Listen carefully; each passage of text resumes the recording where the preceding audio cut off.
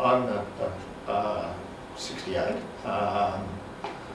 About 8 years ago, having an annual checkup at the GP, he asked me how things were, and I said I was having a bit of trouble,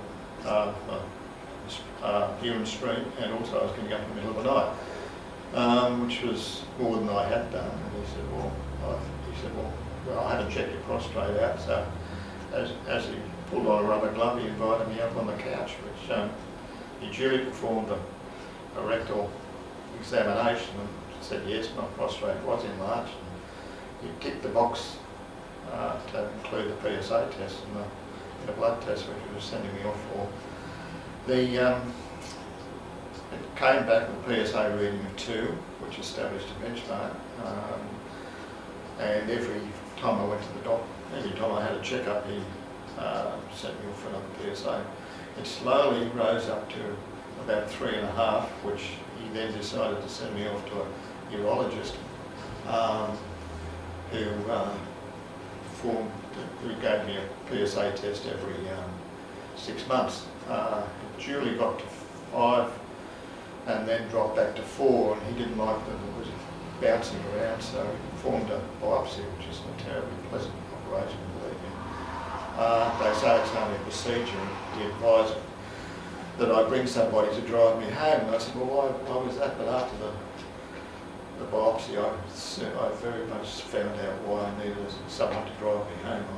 I was a bit fragile.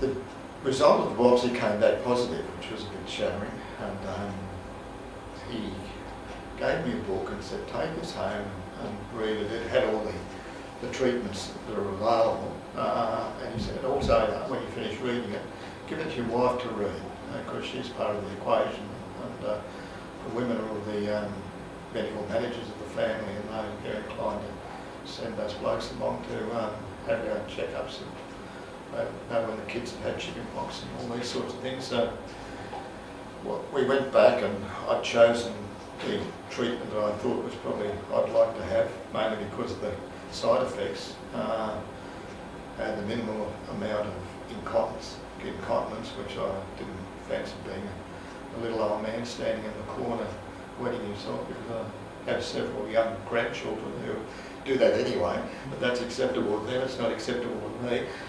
And so when I got to the urologist, I said I'd like to have the radiation, and he said that's good, because he said that's the treatment he'd chosen for me anyway. I duly went off to the Mater Hospital and had 7 weeks of radiation every day, excluding weekends and public holidays. At the end of that, I proved positive, because my PSA was down to 1.4, I think, and then the following one was 0.7, which was quite acceptable. Prior to having the radiation, it was advised that I went off and had an operation called a TURPS operation, which stands for transurethral prostate resection, and commonly known as a rebore, because of my enlarged prostate. When they start the radiation, your prostate gland swells up and is inclined to clamp off your urethra. So they've got to stop the treatment and then go into have this operation and start the treatment again. So they do it beforehand, and also at that time I was advised to have some targets put in.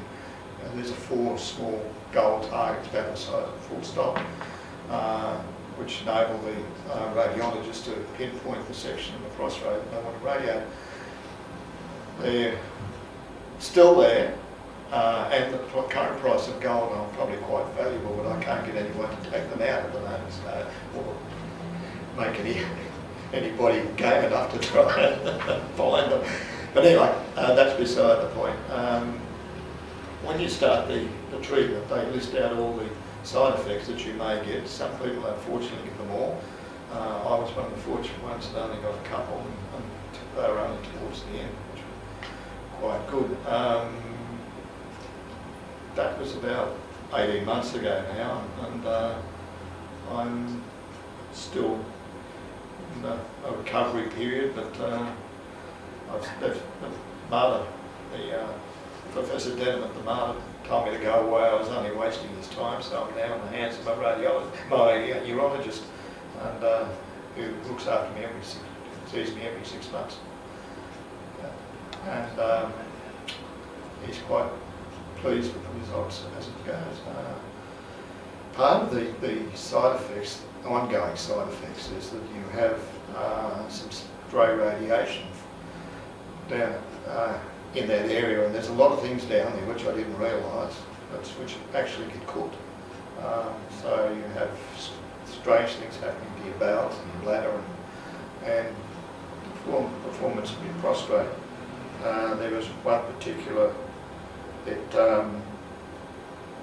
does affect your ability to gain an erection.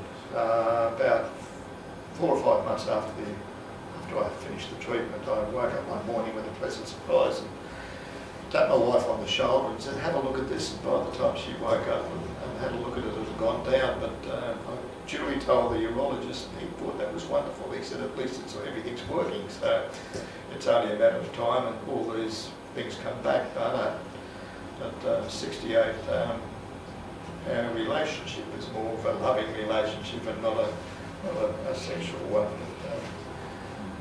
It may be sort of some consequence to a younger man, but as you get older, relationships change.